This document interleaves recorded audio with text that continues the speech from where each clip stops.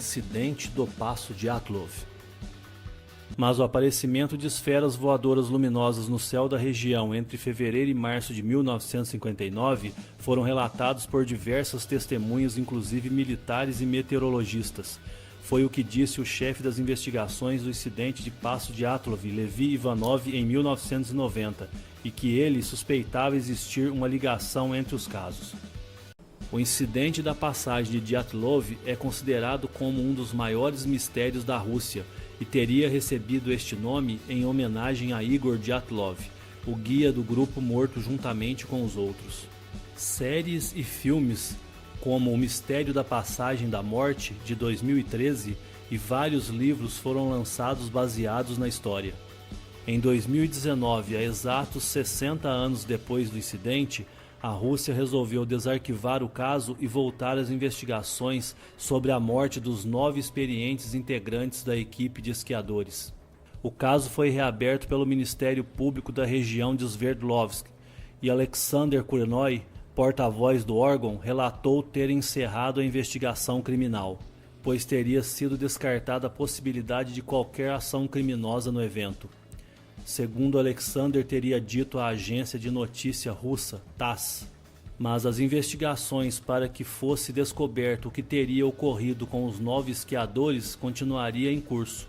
As autoridades da então na época União Soviética teriam encerrado o caso em 1959 com o arquivamento da investigação sobre a alegação de que os 9 esquiadores teriam sido mortos por uma força natural desconhecida, e fecharam o caminho e todo o entorno do local onde ocorreu o incidente.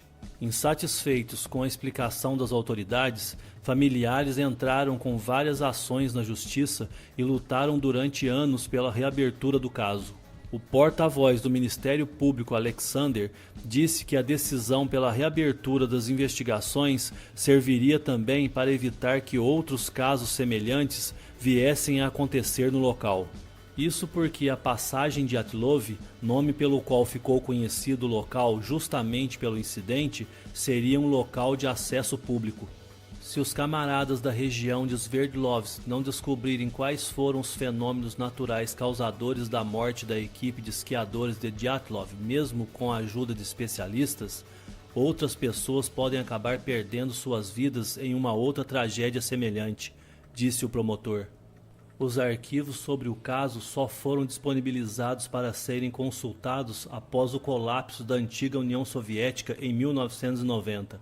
Além de estarem incompletos, nos arquivos do incidente são encontrados inúmeras falhas. E tudo isso só aumenta o mistério. Mas alguns detalhes ficaram bem claros. Um jornalista local de nome Anatoly Gustin publicou um livro sobre o caso. O preço dos segredos de Estado é 9 vidas, baseado em suas investigações realizadas por anos sobre a história. E para ele, os esquiadores foram vítimas de algum tipo de arma experimental soviética, por isso a radiação nas roupas de alguns dos corpos. O único sobrevivente daquela expedição, Yuri Yudin, sempre dizia que convivia com o trauma. E um certo dia fez uma declaração à imprensa local, dizendo que se tivesse a oportunidade de fazer uma pergunta a Deus, a pergunta seria: o que aconteceu com meus amigos naquela noite? Yudin faleceu em 2013, sem saber realmente o que aconteceu com seus amigos.